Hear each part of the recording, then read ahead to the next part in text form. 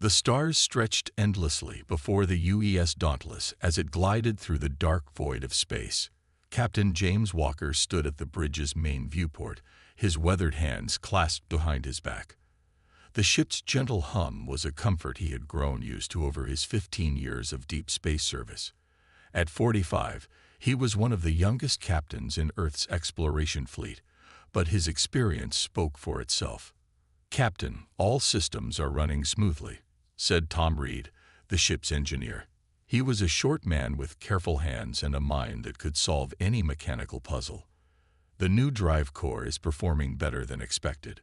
Walker nodded, a small smile crossing his face. The Dauntless was Earth's pride, their most advanced exploration vessel. Its sleek design and powerful engines made it perfect for pushing the boundaries of known space. 300 crew members called it home, each chosen for their skills and determination. "How far are we from the last map region?" Walker asked, turning to face Mary White, his navigation officer. Her fingers danced across the holographic controls, bringing up a detailed star chart. "We're about to cross the border, sir. Another 30 minutes, and we'll be in completely uncharted space." There was excitement in her voice. This was why they had joined Space Command, to see what lay beyond the known. The mission was supposed to be routine: push past the Orion Arm, map new star systems, and look for potential colony sites. Humanity needed room to grow, and the vast emptiness of space called to them.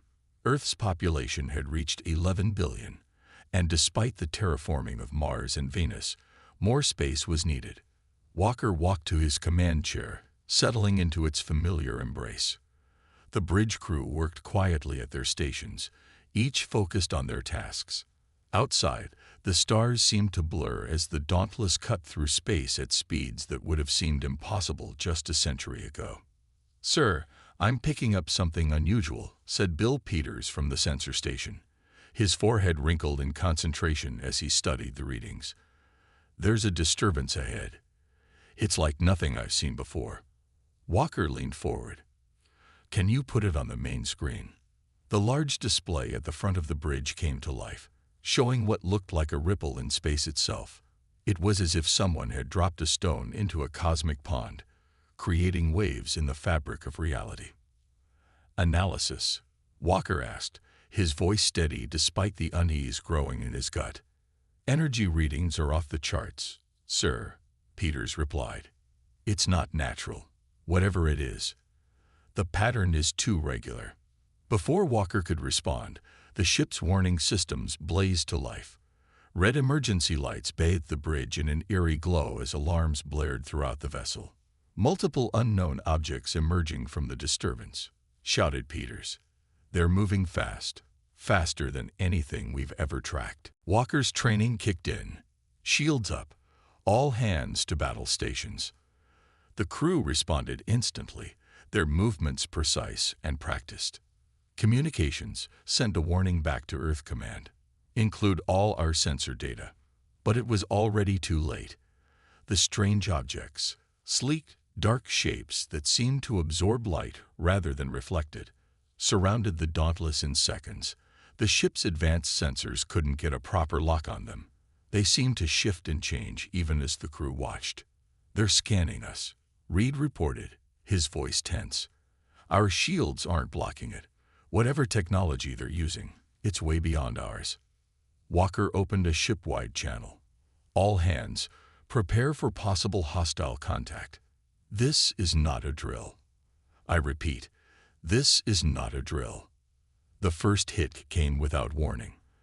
There was no visible weapon fire, no energy beam, just a sudden violent shudder that ran through the entire ship. The lights flickered, and several consoles arced. "We've lost main power," Reed shouted over the chaos. Switching to backup systems, Walker gripped his chair as another impact rocked the ship. "Return fire. All batteries, target the nearest vessel." The Dauntless's weapons came to life, sending streams of plasma toward the alien ships, but the shots passed through them, as if they weren't there at all.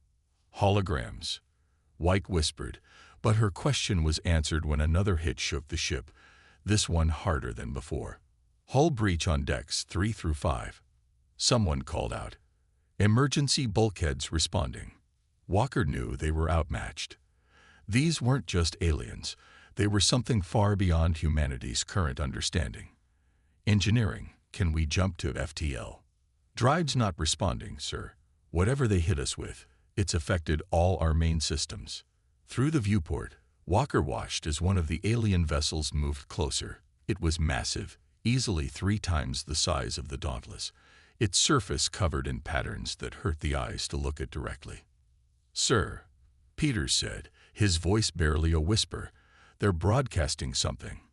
It's in English. The bridge speakers crackled to life with a voice that sounded wrong. As if multiple people were speaking at once, their words slightly out of sync. Specimen catalog. Species 2731. Designation: human.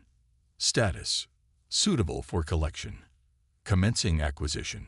A strange light began to fill the bridge, seeming to come from everywhere and nowhere at once. Walker tried to give orders, but his voice wouldn't work. His limbs felt heavy, and his vision began to blur. Around him, he could see his crew members slumping at their stations, falling into what looked like sleep. His last conscious thought was of Earth and a desperate hope that their warning message had gotten through.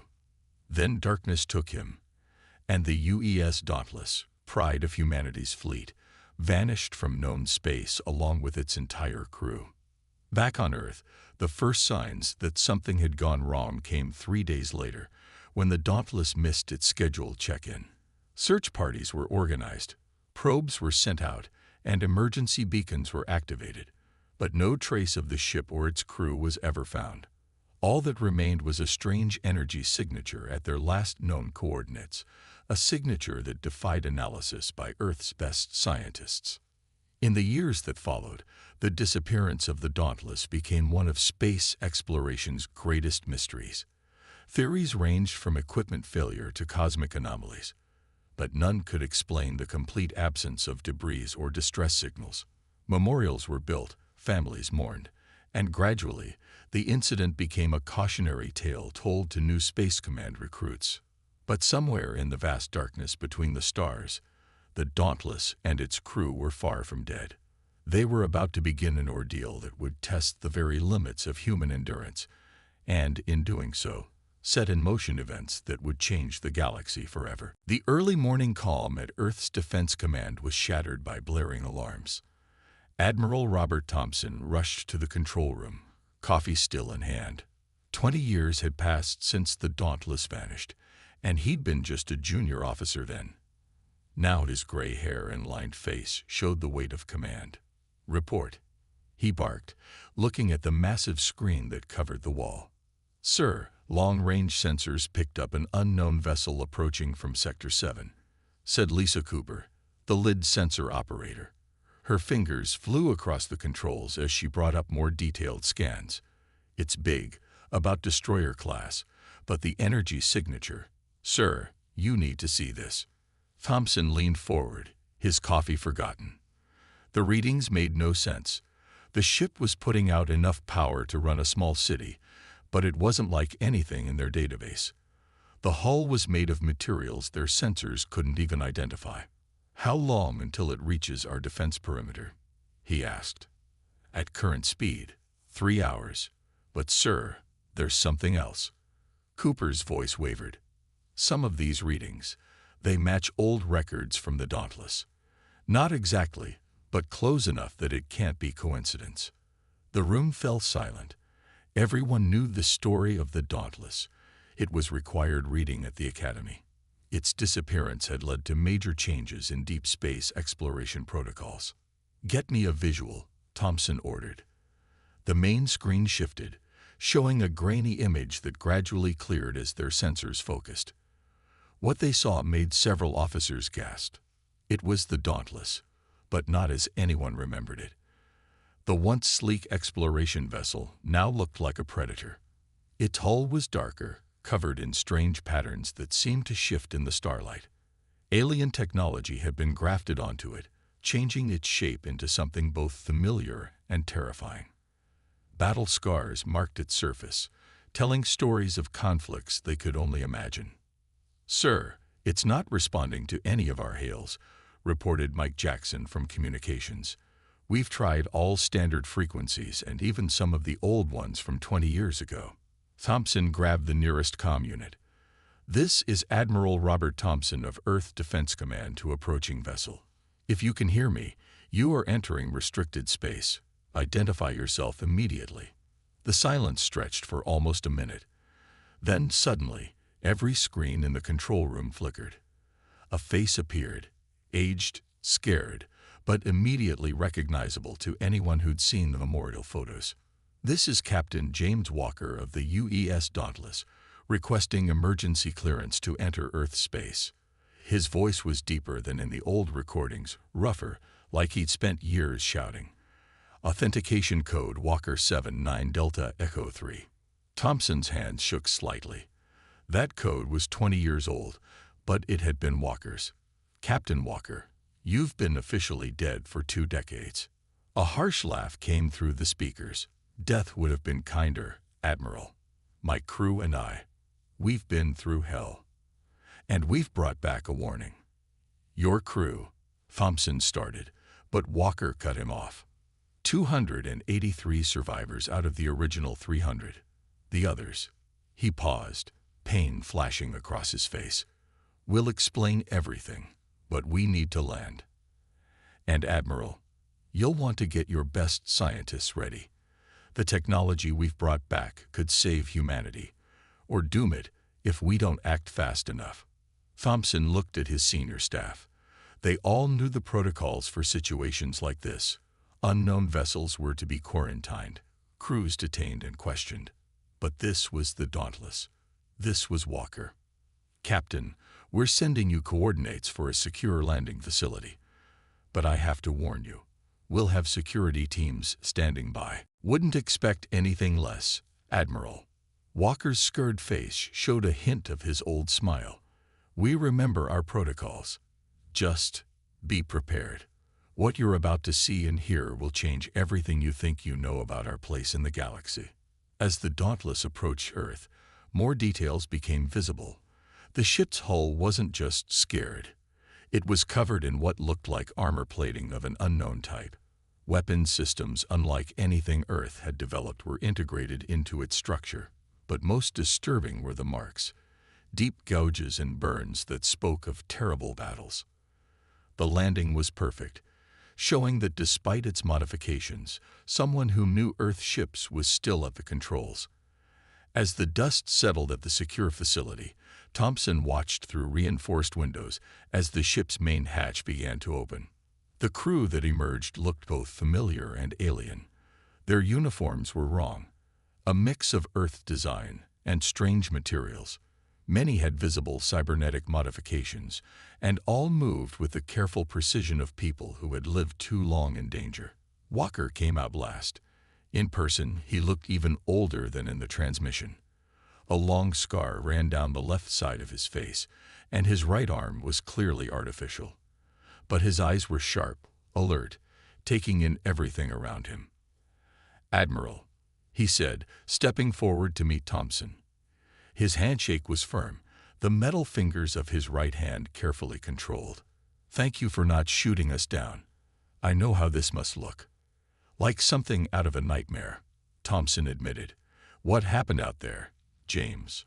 Walker looked back at his crew, who were submitting to medical scans with resigned patience. "We were taken, studied, modified. The beings that captured us, they call themselves the Collectors. They see other species as specimens to be cataloged and examined. We were just their latest acquisition." "How did you escape?" A dark smile crossed Walker's face. "Very carefully, over a very long time. We learned their technology, piece by piece. Adapted it. When they thought we were broken, we were actually getting stronger. The modifications you see." He gestured to his arm. "We did many of them ourselves, using their own tech against them." Thompson noticed that despite their obvious fatigue, Walker's crew maintained perfect formation, their eyes constantly scanning for threats. These weren't the explorers who'd left Earth 20 years ago. They were warriors now. "The ship?" Thompson asked. "We stole it back, rebuilt it using everything we'd learned. Every scar on her hull is a lesson we paid for in blood." Walker's voice hardened. "But Admiral, we didn't come back just to tell you our story. We came to warn you. The collectors. Earth is on their list. They're coming. And if we don't prepare, what happened to us will happen to everyone." As if to emphasize his point, a soft hum began emanating from the Dauntless. Its alien modifications seemed to pulse with inner light, a testament to the advanced technology now integrated into its systems. "How long do we have?" Thompson asked, dreading the answer. "Not long enough," Walker replied. "But we didn't just bring a warning. We brought weapons, knowledge, a fighting chance." He looked up at the sky, his expression grim. "The collectors thought they were studying us. Instead, they taught us how to destroy them. And now it's time to put those lessons to use." The debriefing room was packed with Earth's highest-ranking military officials and scientists. Walker stood at the front, his cybernetic arm gleaming under the harsh lights. The room had been silent for several minutes after he finished showing them the recordings of their captivity. "They kept us in clear cells," Walker continued, his voice steady but filled with old pain. "Like animals in a zoo. The collectors would watch us, take notes, and then—" He paused, taking a deep breath. "Then the tests would begin." Tom Reed, the ship's engineer, stepped forward. The right side of his face was now covered in a metallic plate that pulsed with soft blue light. "They were especially interested in how we solved problems. They'd create challenges, puzzles, deadly situations. Those who solved them got rewards. Those who failed—" He didn't need to finish the sentence. 17 of our crew died in those tests," Walker said. "We buried them in space after we escaped. They deserved better." Dr. Emily Carter, Earth's leading xenobiologist, raised her hand. "These modifications to your bodies, they're far beyond anything we've developed. How did you get them?" Mary White, the former navigation officer, laughed softly. Her eyes now glowed with an inner light, allowing her to see energy patterns normal humans couldn't. "We learned. Every time they cut into us, we studied their tools. Every time they enhanced one of us, we memorized the process. The collectors thought they were experimenting on us, but we were learning from them." Walker nodded to Bill Peters, who now had neural implants visible along his temples. Peters activated a holographic display showing detailed schematics of collector technology. Their biggest mistake was assuming we were just specimens. They didn't realize that every piece of data they fed into our cells' display screens, we were absorbing and understanding. The room erupted with questions, but Admiral Thompson raised his hand for silence. "Tell them about the other species, James." Walker's face darkened. "We weren't alone in that facility. The collectors had specimens from at least 30 different civilizations. Most were broken, empty shells. The collectors would study them until they had learned everything they could. Then," he clenched his fists, "they would dispose of them and move on to the next species. But humans were different," Reed added. "We adapted. We worked together. While other species gave up hope, we planned. The collectors saw our modifications as signs of successful experiments. They didn't realize we were building ourselves into weapons." White pulled up another hologram, showing the layout of the collector facility where they had been held. "It took us 15 years to gather enough information and modify ourselves sufficiently. Another 3 years to plan the escape. The final 2 years were spent executing that plan, piece by piece, so slowly that they never noticed. The day we took back the Dauntless," Walker continued, "was the day they finally understood their mistake. We had turned their own technology against them. The ship you see now, it's not just modified, it's evolved.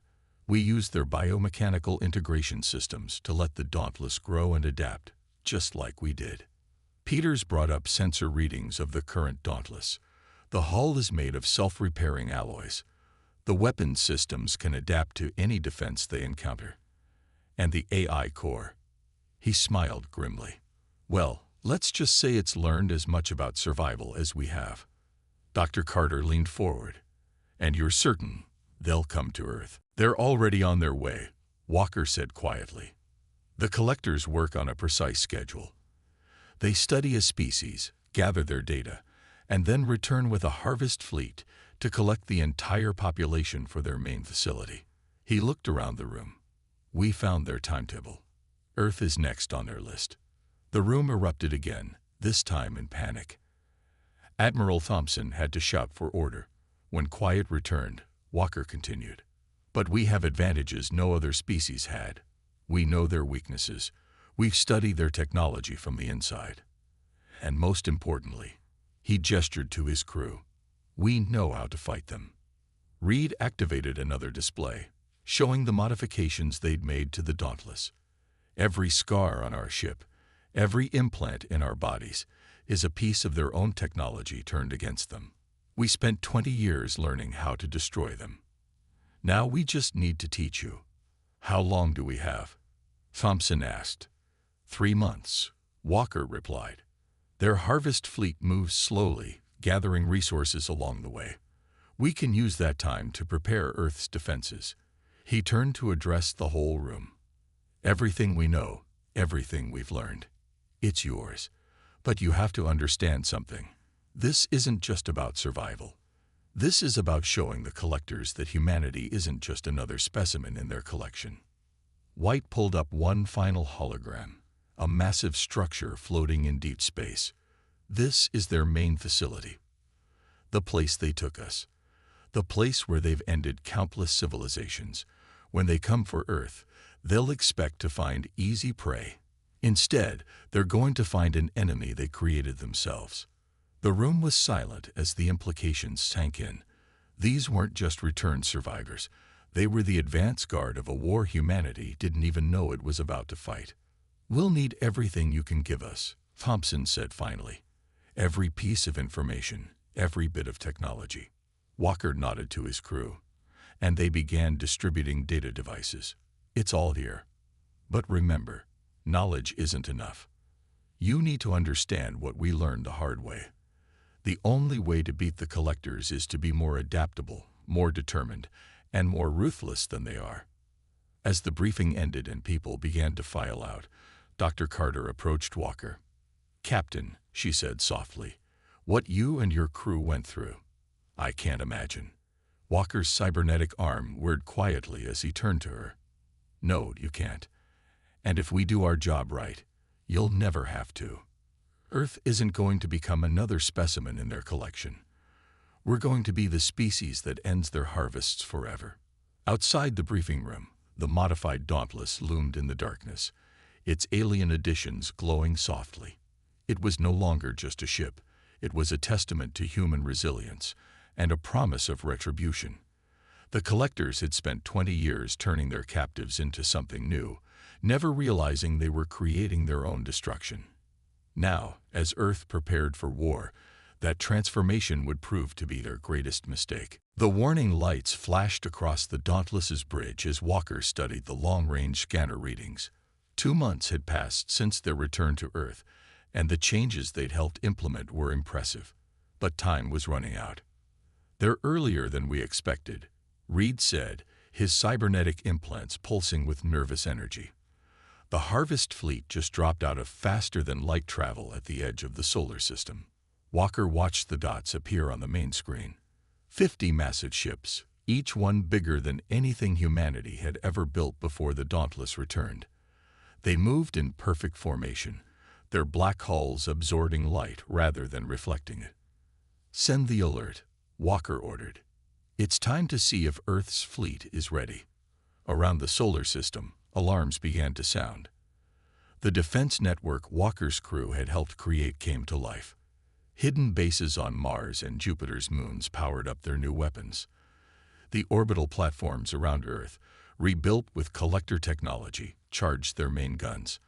Admiral Thompson's face appeared on the main screen. All ships report ready, Captain. Your modifications to our fleet are holding stable. Are you sure about this plan? Walker looked at his crew. 20 years of captivity had changed them all, but it had also made them into something the collectors never expected, a family forged in pain and determination.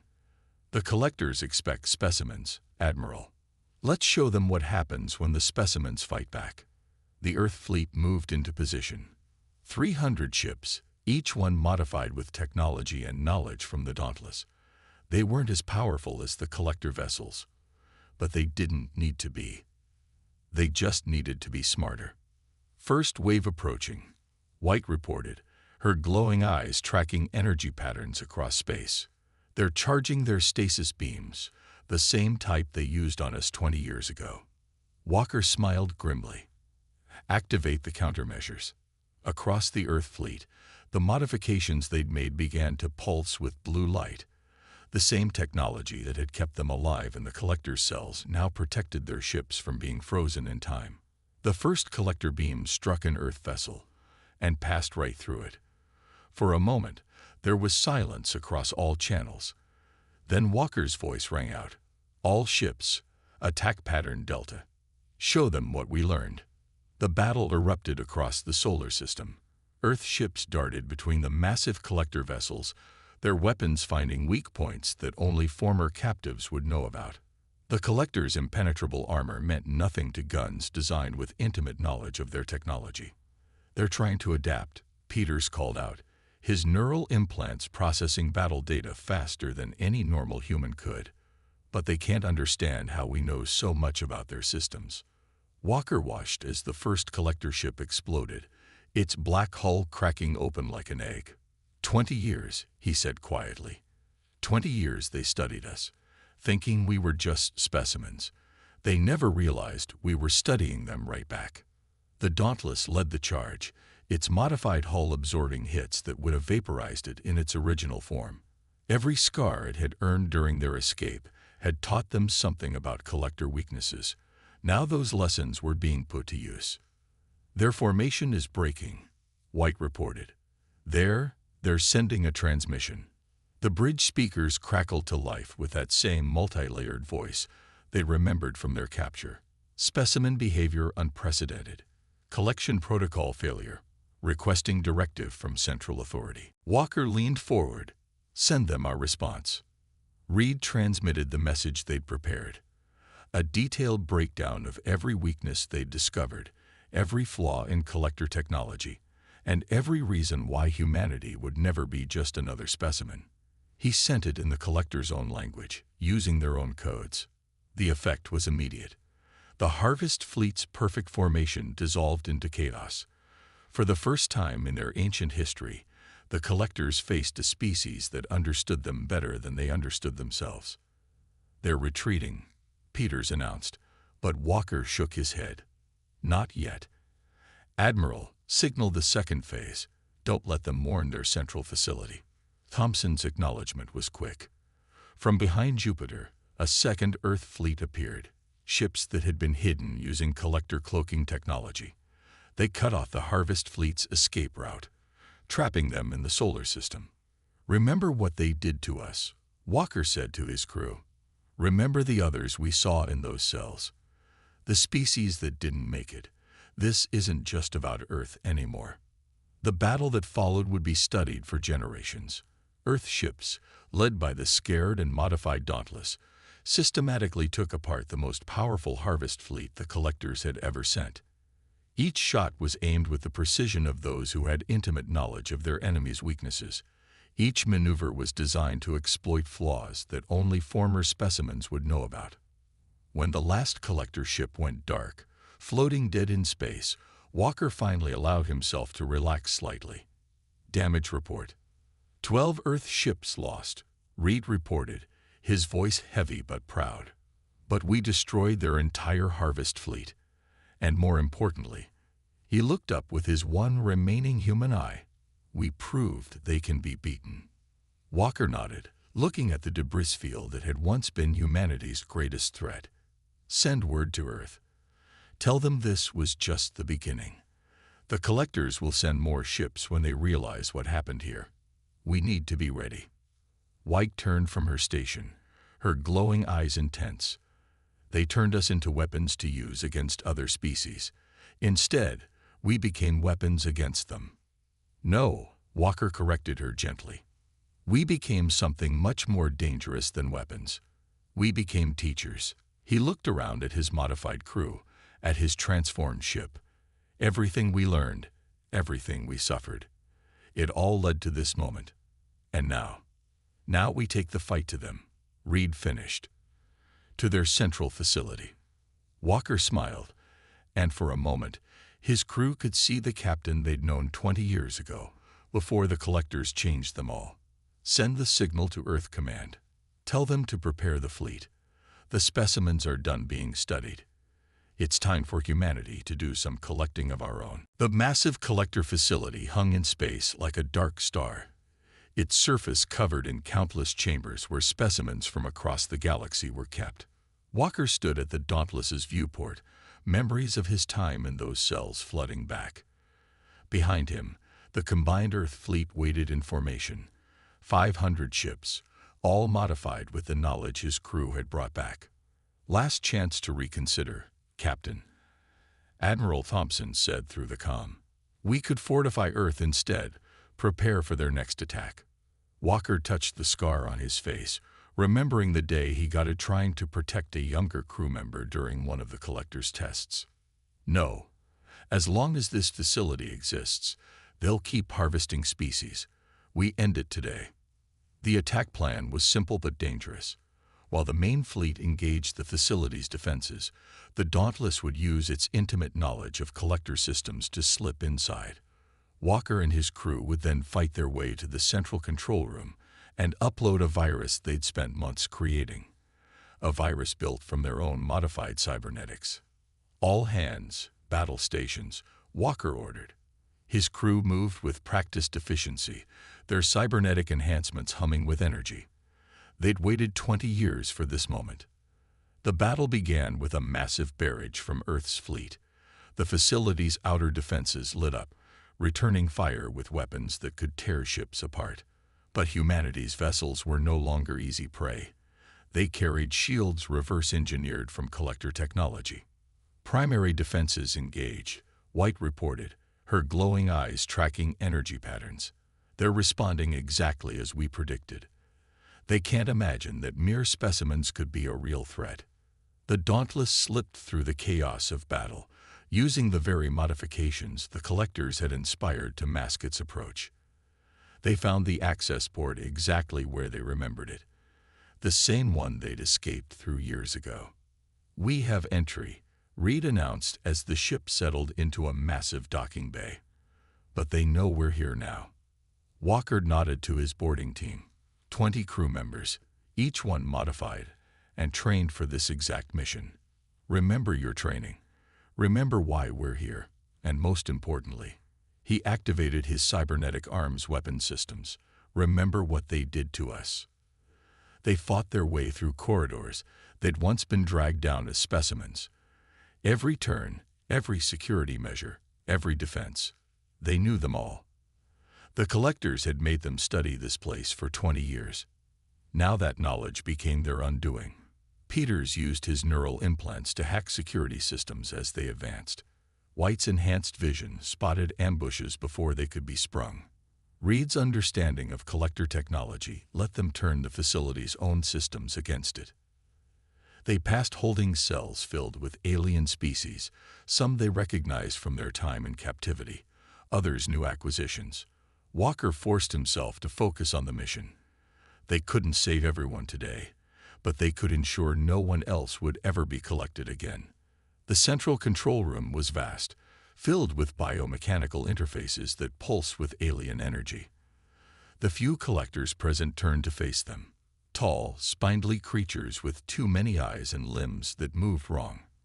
For the first time, Walker and his crew faced their tormentors as equals rather than specimens. "You have evolved beyond parameters," the nearest collector said in that multi-layered voice. "This development must be studied." "No more studies," Walker replied, raising his arm. "No more specimens. No more collections. He fired, and the battle for the control room began. The collectors were physically superior in every way, but Walker's crew had something they didn't understand: rage. 20 years of pain and humiliation fueled every shot, every move, every attack. The collectors had enhanced their bodies, but hadn't realized they were strengthening their determination as well. Reed reached the main console, his cybernetic implants interfacing with collector technology. The virus they'd created began uploading, a program built from the very modifications forced upon them, designed to turn the entire facility's systems against itself. "Virus at 20%, Reed called out as he defended his position. "They're trying to stop it, but they can't understand how we modify their own code." Through the massive windows, they could see the space battle raging. Earth's fleet was holding its own, proving that humanity was no longer the easy target the collectors had found 20 years ago. Each ship fought with knowledge bought in pain and suffering. 60%, Reed updated. The facility's lights began to flicker as the virus spread. "The containment systems are starting to fail." Walker opened a channel to the fleet. "All ships, begin evacuation procedures. Get as many specimens to safety as you can. Priority on any species still alive in the containment cells." The collectors fought desperately now, finally understanding what their specimens had become. But it was too late. The virus reached 100%, and the facility began to tear itself apart from the inside. "Time to go," Walker ordered. His crew fought their way back to the Dauntless, helping surviving specimens from other species along the way. Behind them, the central control room dissolved into chaos as its own systems turned against it. The Dauntless pulled away from the dying facility, its holds filled with rescued aliens. Through the viewport, Walker watched as the place that had been his prison for 20 years began to implode. The collectors' own technology, twisted and modified by their former specimens, became the instrument of their destruction. "Multiple core breaches detected," White reported. "The chain reaction is spreading through all systems, just like we planned." The Earth fleet retreated to a safe distance, ships loaded with survivors from dozens of worlds. They watched as the massive facility collapsed in on itself, centuries of collector research and specimens vanishing in a final flash of light. In the silence that followed, Walker looked at his crew, at the modifications they'd turned from curse to blessing, at the strength they'd found in their darkest moments. "Send word to Earth," he said quietly. Tell them the specimens send their regards." Admiral Thompson's voice came through the comm. "All ships report success, Captain. We're detecting no other collector signals in the sector. What they built over centuries, we ended in a day." Walker nodded, looking at his reflection in the viewport, at the scars and changes that marked him and his crew. "Not a day, Admiral. 20 years. We just had to learn to be something more than specimens first." The journey back to Earth was quiet, filled with the work of helping the rescued species and beginning the long process of healing. The Dauntless led the fleet home, its scarred hull a testament to both suffering and triumph. Humanity had entered the galactic stage as specimens to be studied. They returned as liberators, having turned the tools of their tormentors into the means of their destruction. The collectors had wanted to learn about human nature. In the end, that knowledge had destroyed them. Walker stood on the bridge of his transformed ship, watching Earth grow larger in the viewport. They were different now, changed in ways that could never be undone. But they had proven something that would echo across the galaxy. Humanity would never be just another specimen in someone else's collection. They had become something far more dangerous.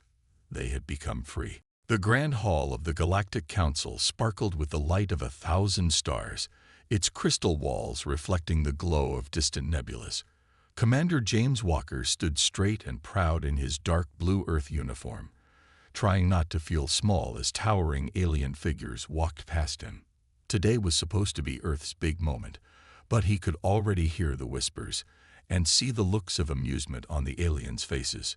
Behind him, floating on anti-gravity platforms, were the holographic displays showing Earth's newest space carrier, The ship looked nothing like the elegant vessels of the other species. Instead of sweeping curves and gleaming spires, it was basically a giant box with engines. Walker knew what was coming, but he kept his face calm. "And now," announced the council speaker, a tall being made of shifting light, "we shall review Earth's contribution to our joint defense initiative." The speaker's voice echoed through the chamber as the main hologram activated, showing the carrier in all its blocky glory. For 3 seconds, there was complete silence.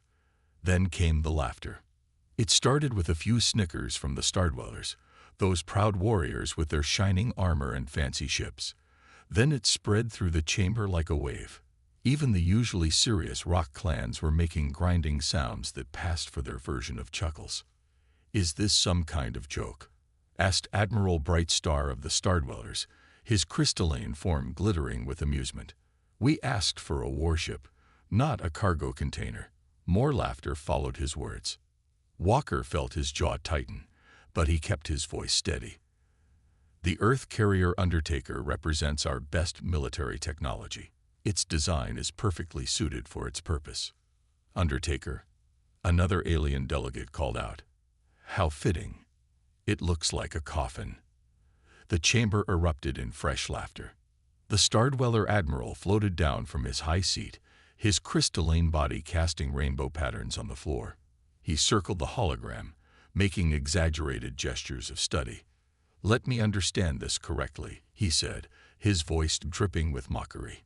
"While we have ships that can dance between stars, that can shift their forms at will, that can generate shields powerful enough to withstand supernovas, Earth presents us with a box." Walker looked at the hologram of the Undertaker. Yes, it was ugly compared to the other ships. Its dark gray hull was flat and undecorated. Its shape was basically a rectangle with engines attached. But he knew what lay inside, what secrets those simple walls held. "Beauty isn't everything, Admiral," Walker said calmly. "Form follows function." "And what function would that be?" the Admiral asked. "Storage. Perhaps it's a very advanced space warehouse." His comment earned more laughs from the assembly. The council speaker raised a limb of light for silence. "Commander Walker, we appreciate Earth's effort to contribute, but surely you understand our concerns. The threat we face from the Void Swarm is very real. Their machine armies have already consumed 3 star systems. We need serious military vessels, not this." Walker stepped forward, his boots clicking on the crystal floor. "With all due respect, Speaker, the Undertaker is exactly what we need. Our scientists and engineers have developed new technologies, new approaches to space combat." "New?" the Admiral interrupted. "Your ship doesn't even have basic energy shields. Those flat walls would be torn apart by the first Void Swarm fighter that spots them." He turned to address the council. "Look at these primitive point defense systems. Look at these ancient chemical thrusters. This ship belongs in a museum, not a battle fleet." Walker felt a message buzz in his pocket. It was from Martha Reed, the chief engineer back on Earth. "Let them laugh," she wrote. "They don't know what they're looking at." He almost smiled. Martha was right. None of these aliens, with all their advanced technology, had figured out what the Undertaker really was. They saw a box, a coffin, a primitive attempt at spaceship design. They didn't see the quantum displacement fields hidden in those flat walls. They didn't understand how the ship's simple shape was actually perfect for generating the phase shift effect. They had no idea that Earth scientists had found inspiration not in advanced physics, but in the humble sea cucumber and its ability to change the structure of its skin. "The Undertaker will prove its worth when the time comes," Walker said simply. "Oh, it will prove something," the Admiral replied with a dismissive wave of his crystalline hand. "It will prove that humans are still centuries behind the rest of the galaxy. We were wrong to think you were ready to join this alliance." The council speaker's light dimmed slightly, showing disappointment. Perhaps it would be best if Earth focused on supporting roles. Supply lines, perhaps, or medical services. Leave the fighting to those better equipped for it. Walker wanted to argue, to tell them everything the Undertaker could do. But those were secrets he couldn't share. Not yet. Earth's scientists had discovered something amazing, something that could change space warfare forever. But the advantage lay in surprise, in letting everyone think they were looking at a primitive box instead of a revolution in military technology. "We accept your feedback," Walker said diplomatically. "Earth will continue to develop our technology in our own way." As the council moved on to other matters, Walker stood quietly, listening to the occasional snickers and whispered jokes about Earth's coffin. He thought about the Void Swarm, that terrible army of self-replicating machines that was eating its way through the galaxy. He thought about the Stardwellers' beautiful ships with their powerful shields, and how those shields had failed against the Swarm's adaptive weapons. Soon, everyone would see what the Undertaker could really do. Soon, they would understand why its shape was exactly what it needed to be. Soon, they would learn that sometimes the simplest solution was the best one. But for now, Walker just had to wait. Let them laugh. Let them mock Earth's primitive technology. Let them think humans were centuries behind. The best surprises, after all, come in plain boxes. Back aboard the Undertaker, Walker walked through the plain metal corridors toward the engineering section. The ship might look simple, but every inch of it had been carefully designed. Even the flat walls that everyone had mocked served a special purpose. He smiled, thinking about how wrong the aliens were about Earth's technology. Martha Ree met him at the engineering bay doors. She was shorter than Walker, with gray hair tied back in a neat bun and hands that were stained with engine grease. "I saw the council meeting," she said, falling into step beside him. "Those stuck-up crystals sure had a good laugh, didn't they?" "They won't be laughing much longer," Walker replied, as they entered the massive engine room. This was where the real magic happened.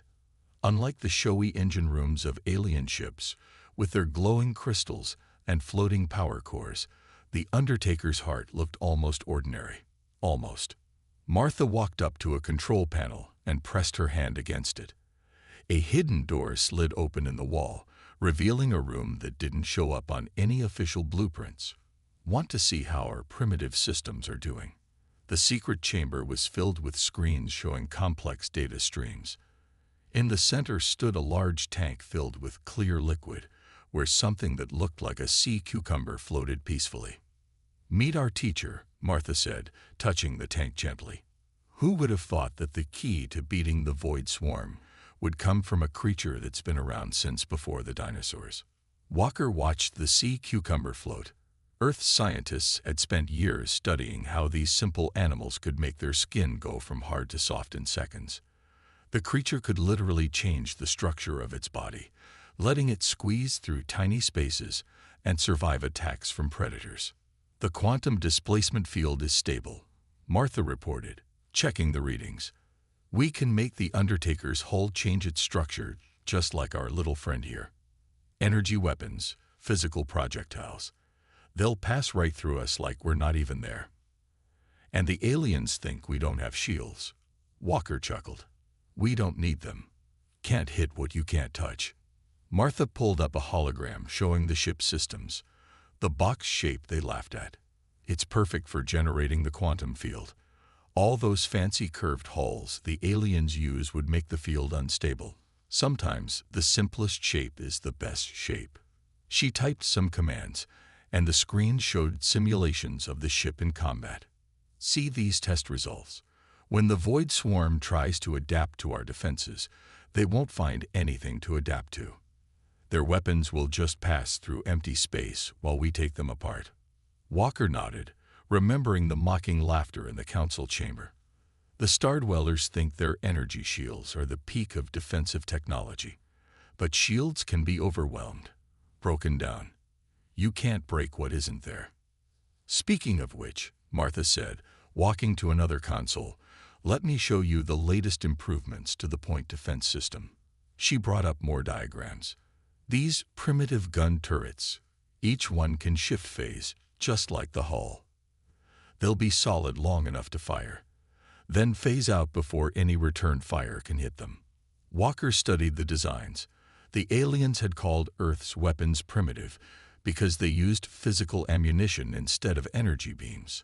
They didn't understand that sometimes old ideas mixed with new technology could create something revolutionary. "How did the test runs go?" he asked. Martha's eyes lit up. "Perfect. Watch this." She played a recording from their last secret trial. The Undertaker faced off against drone ships using copied Void Swarm weapons. The drones fired their adaptive energy beams, but the shots passed harmlessly through the carrier's hull. Then the Undertaker's guns opened up, switching rapidly between solid and phase states, unleashing devastating barrages while remaining untouchable. "Beautiful," Walker said quietly. "And the power consumption. That's the best part," Martha replied. "The quantum displacement field uses less energy than those flashy alien shields. We can keep this up for days without straining the engines. Simple efficiency. Another Earth specialty that they mock us for." They spent the next hour going through system checks and running simulations. Every test showed the same results. The Undertaker wasn't just ready for combat. It was ready to revolutionize space warfare. "There's something else you should see," Martha said, leading Walker to a smaller room off the main chamber. Inside was a tall tube filled with swirling liquid metal. "Remember how the sea cucumber taught us about quantum displacement? Well, we learned something else from nature too." She pressed some buttons, and the liquid metal formed into complex shapes before dissolving again. "Adaptive armor, based on how octopuses can change their skin texture. Once we perfect this, we'll be able to reshape parts of the ship at will." "Damage. Self-repair. Need a different weapon configuration. The hull itself becomes the weapon." Walker watched the swirling metal with fascination. "How long until it's ready?" "A few more months of testing. But the quantum displacement system is ready now. The next time the Void Swarm attacks." She left the sentence unfinished, but her smile said everything. As they walked back through the ship's corridors, Walker thought about the council meeting again. He thought about how the aliens had dismissed Earth's contribution without ever understanding what they were looking at. They were so focused on their advanced technology, their complex solutions, that they couldn't see the brilliant simplicity right in front of them. "You know what's funny?" Martha said as they reached the bridge. "Those Stardwellers, with all their talk about being centuries ahead of us, they never thought to look back. Never thought that Mother Nature might have already solved the problems they're facing. Too proud to learn from a sea cucumber." Walker looked out the bridge window at the stars. Somewhere out there, the Void Swarm was getting closer. Soon, very soon, everyone would learn what humanity's primitive technology could really do. "Let them keep underestimating us," he said. "The best surprises come in plain boxes, after all." Martha laughed. "A plain box that's going to save their shiny crystal ships. Now that's what I call irony." The emergency alarms woke Walker from a deep sleep. Red lights flashed through the Undertaker's corridors as he rushed to the bridge, still pulling on his uniform jacket. He knew what this meant. The Void Swarm had finally arrived. "Status report," he called out as he entered the bridge.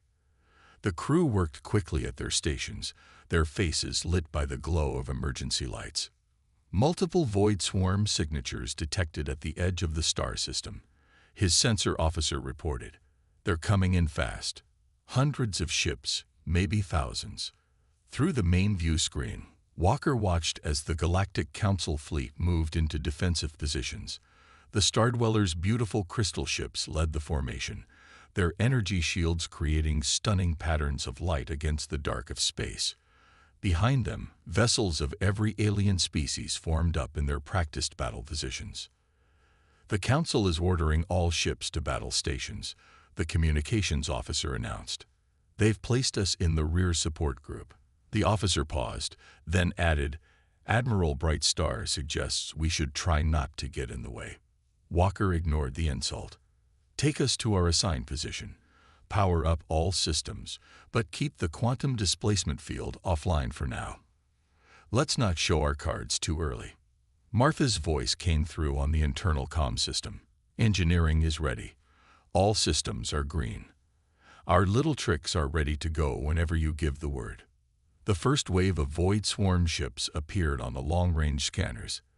They looked like dark clouds of metal, constantly shifting and changing shape. These weren't normal machines. They were something worse, something that learned and adapted with every fight.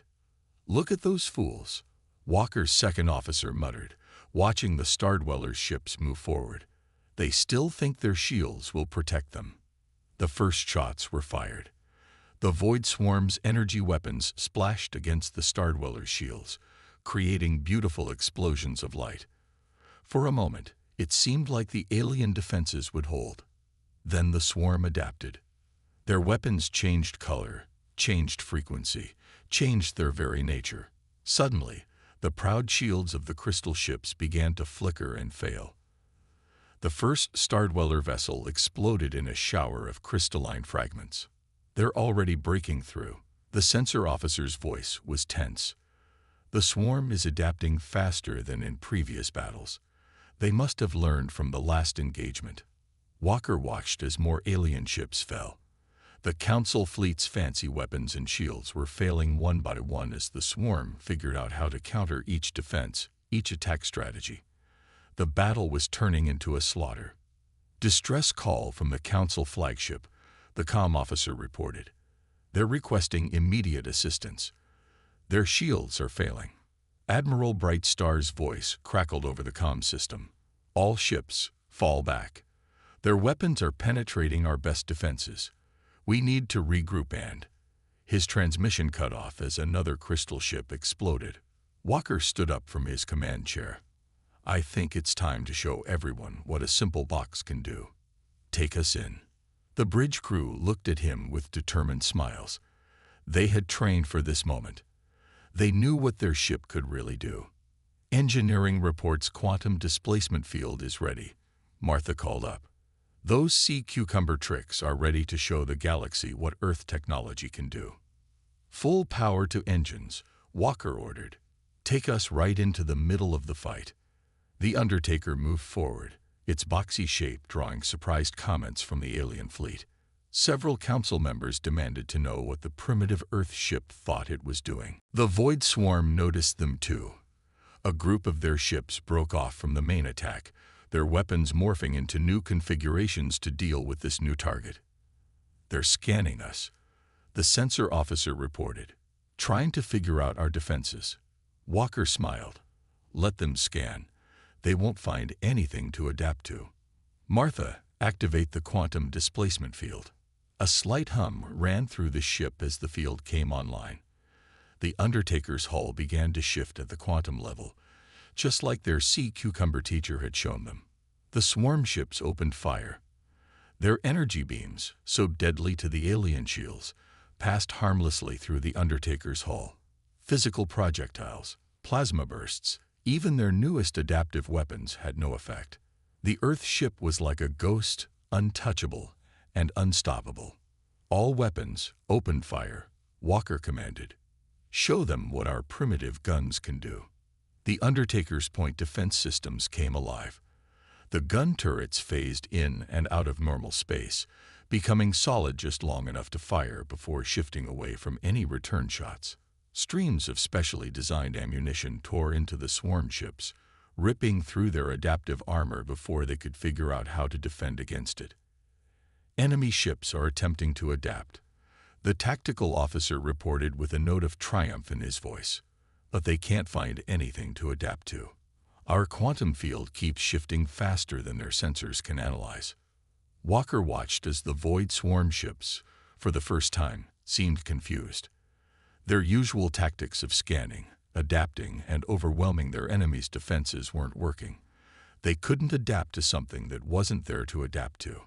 "We're drawing more of them away from the Council fleet," the sensor officer reported. "They seem very interested in figuring out how we're doing this." "Good," Walker replied. "Let them come." "Martha, how's the power holding up?"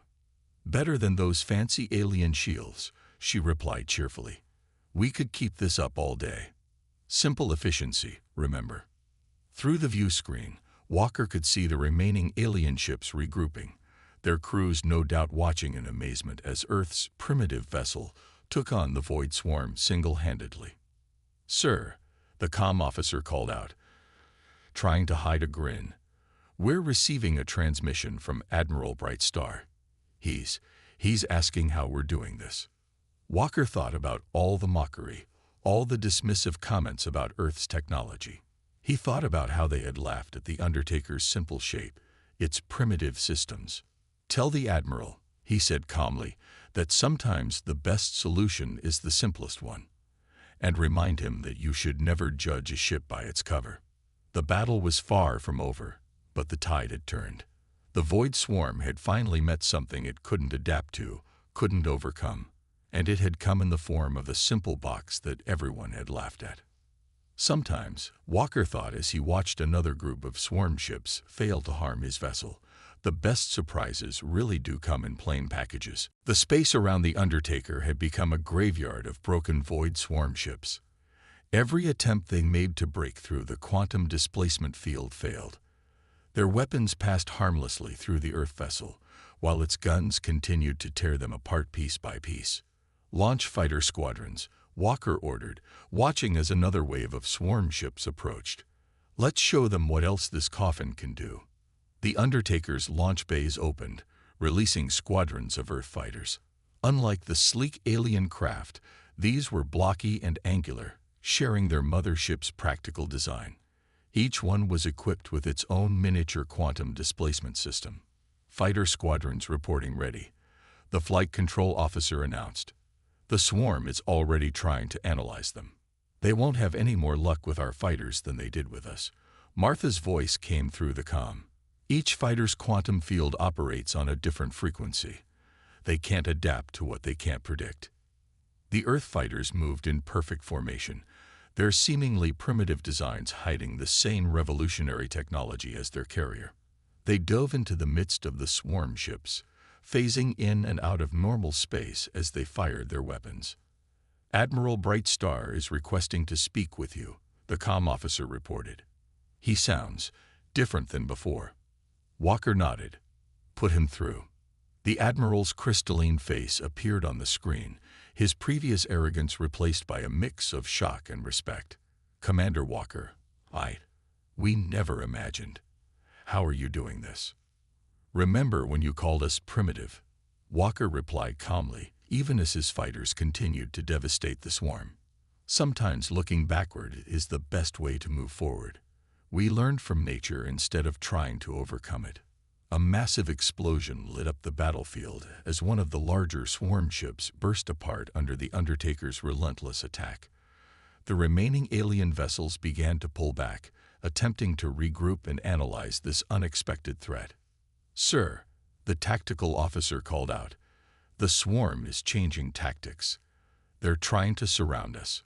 Walker watched as the dark ships moved to encircle the Undertaker. "They still think there must be some pattern to adapt to. Martha, show them how wrong they are." "Activating random frequency shifts," Martha replied. The quantum displacement field began to change its patterns unpredictably, mimicking the chaos of natural systems. Like trying to punch a wave. There's nothing solid to hit. The swarm's next attack was their most devastating yet. They fired everything they had, using weapons that would have torn through any conventional shield. But the Undertaker and its fighters simply let the attacks pass through them, responding with precisely targeted fire that the swarm couldn't adapt to. "Council ships are moving to support us," the sensor officer reported. "They're following our fighters' attack patterns." Through the view screen, Walker could see the remaining alien vessels taking advantage of the chaos the Undertaker had created. While the swarm focused on trying to defeat Earth's quantum technology, the Council fleet struck from other directions. "They're learning," Walker noted with satisfaction. "Martha, time to show them the last surprise. Deploy the boarding drones." The Undertaker's sides opened, revealing rows of small, simple-looking drones. Like everything else about the Earth ship, they appeared primitive at first glance. But as they launched toward the nearest swarm vessel, they began to phase in and out of normal space. "Boarding drones have made contact," the tactical officer reported. "They're phasing through the swarm ship's outer hulls." They're in. The drones carried a special version of the quantum displacement system. Once inside enemy ships, they solidified at carefully chosen points, destroying vital systems from within. Swarm vessels began to go dark, their adaptive technology useless against an enemy that could strike at their very hearts. Multiple sworn ships are powering down, the sensor officer called out excitedly. Their central processors are being destroyed faster than they can adapt. Admiral Brightstar's voice came through again. Incredible. Simply incredible. Commander, we're detecting a power surge in the remaining swarm ships. They appear to be preparing for a mass retreat. Walker allowed himself a small smile. They'd finally learned something they can't adapt to. Martha, status report. Everything's running smooth as silk, she replied. Power levels are stable. Quantum field is holding strong. We could keep this up all day, but I don't think we'll need to. The void swarm was breaking apart. Ship after ship vanished into faster-than-light travel, fleeing from the battlefield they had expected to dominate. For the first time in known history, the seemingly unstoppable machine collective had been forced to retreat. Receiving transmissions from multiple council ships, the comm officer reported, unable to keep the pride from his voice. They're requesting information about our technology. The Stardwellers are particularly interested in our fighter designs. Walker looked around his bridge at the proud faces of his crew. They had done it. Earth's primitive technology, inspired by the humble sea cucumber, had accomplished what all the advanced alien weapons could not. Sir, Martha called up from engineering. You might want to come down here when you have a chance. Remember that adaptive armor project we were working on, the octopus-inspired one? Well, the data from this battle just helped us solve the final problems. We're ready to start testing. A cheer went up from the bridge crew. They had not only proven their current technology, but were already moving forward with the next innovation. While the aliens had focused on complex solutions, humanity had looked to nature's simple answers and found victory. The Undertaker hung in space, its plain, box-like shape now commanding respect instead of mockery. Around it, the surviving council ships gathered, their crews no doubt reevaluating everything they thought they knew about Earth's technological capabilities. Commander Walker, Admiral Brightstar spoke again, his tone now filled with genuine respect. The council requests an immediate meeting to discuss the sharing of this technology.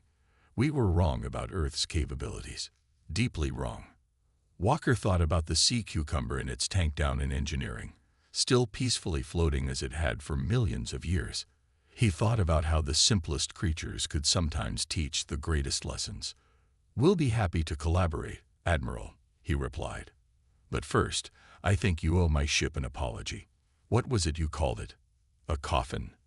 A coffin indeed, the Admiral agreed, his crystalline form shifting in what might have been embarrassment. But it seems this coffin became the Void Swarm's burial chamber instead. A week after the battle, the Undertaker's bridge was crowded with alien visitors. Engineers from every council species walked through the corridors, studying the ship that had changed their understanding of space warfare. The vessel they had once mocked as a coffin was now the most famous ship in the galaxy. Walker stood in the observation deck, watching as teams of alien scientists examined every inch of the Undertaker's hull. Below in engineering, Martha was giving yet another explanation of the quantum displacement system to a group of amazed Stardweller engineers. It's quite humbling, Admiral Brightstar said, his crystalline form reflecting the starlight as he stood beside Walker. All our advanced technology, and we were outperformed by a design inspired by a simple sea creature.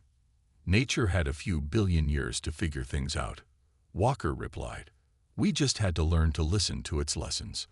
Through the window, they could see several alien ships already being modified with early versions of the quantum displacement technology. The Council had wasted no time in beginning to adapt Earth's innovation for their own vessels. Our engineers are still struggling to understand how you managed to make it work with such a simple power system, the Admiral admitted. Our first attempts at copying the technology required 10 times the energy output. Walker smiled. That's because you're still thinking too much like advanced aliens. You're trying to overcome the laws of physics instead of working with them. The sea cucumber doesn't need massive amounts of energy to change its skin. It uses natural principles that already exist. Martha's voice came through the comm system. Commander, you might want to come down to engineering. We're ready to demonstrate the new adaptive armor system to the Council representatives. The octopus-inspired technology. The Admiral asked, his crystalline form shifting with interest. You mentioned this during the battle. Another example of learning from Earth's creatures. Come and see for yourself, Walker replied. They made their way down to engineering, where Martha stood next to a large testing chamber. Inside, a section of hull plating seemed to flow like liquid metal, changing its shape and structure. Just like an octopus can change the texture and color of its skin, Martha explained to the gathered aliens, this armor can adapt to any situation. But unlike the Void Swarm's brute force adaptations, this works with natural principles of matter transformation. The aliens watched in amazement as the metal shifted from hard to soft, from smooth to textured, even changing its color and pattern. One of the Stardweller engineers dropped his datapad in shock when the metal briefly turned crystalline, perfectly mimicking their own ship's material. Combined with the quantum displacement system, Martha continued, this will make our ships nearly invincible, and it all runs on less power than a standard shield generator. Because it's not fighting against nature, Walker added. It's working with it, just like the creatures we learned from. The Admiral shook his head in wonder. When I first saw your ship, I thought Earth was centuries behind us. Now I realize you were thinking centuries ahead. We were so focused on advancing beyond nature that we forgot to learn from it. A junior officer hurried into the engineering bay. Commander, urgent message from the Council. Long-range sensors have detected the Void Swarm regrouping at the edge of known space. They appear to be building something. Let them build, Walker said calmly. Whatever they create, they'll still be using the same old approach, trying to overcome natural laws by force. They haven't learned what we have. Martha pulled up a holographic display showing the latest improvements to their systems. We're already working on the next generation of innovations. Did you know that deep-sea anglerfish have a natural cloaking ability? And there's this amazing beetle that can survive being crushed by forces that would destroy our strongest metals. The alien engineers gathered around the display, their previous arrogance replaced by genuine curiosity and respect. They had finally understood that advancement didn't always mean making things more complex. The Council has voted, the Admiral announced. Earth is being promoted to a leading position in our Defense Committee. We want your scientists working directly with our research teams. It seems we have much to learn from your perspective. Walker looked around the engineering bay, at the mixture of human and alien technical crews working together, sharing ideas, and learning from each other. This was what real progress looked like. Not one civilization claiming superiority, but different cultures combining their knowledge and approaches. You know what the funny thing is? Martha said, shutting down the test chamber. If you hadn't all laughed at our coffin design, the Void Swarm might have realized what we were doing. Your mockery gave us the perfect cover. The Admiral's crystalline form shifted in what might have been embarrassment. Perhaps we should start a new council tradition, he suggested. Whenever someone presents an idea that seems too simple to work, we should remember the Undertaker. Speaking of simple ideas that work, Martha added with a grin, wait until you see what we learned from studying tardigrades. Those little water bears might just help us revolutionize faster than light travel. As the aliens excitedly gathered around Martha to hear more, Walker walked back to the observation deck. He looked out at the stars, thinking about how far humanity had come. They had taken their place among the galaxy's most advanced civilizations, not by trying to copy alien technology, but by following their own path.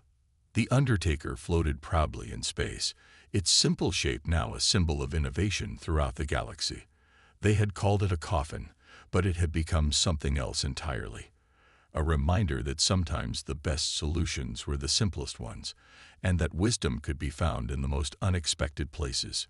In the end, humanity's greatest strength hadn't been building bigger weapons or more powerful shields. It had been their ability to look at the smallest creatures on their world and see the greatest possibilities in the universe. And somewhere in the Undertaker's engineering bay, a sea cucumber continued to float in its tank, unknowingly having helped change the course of galactic history.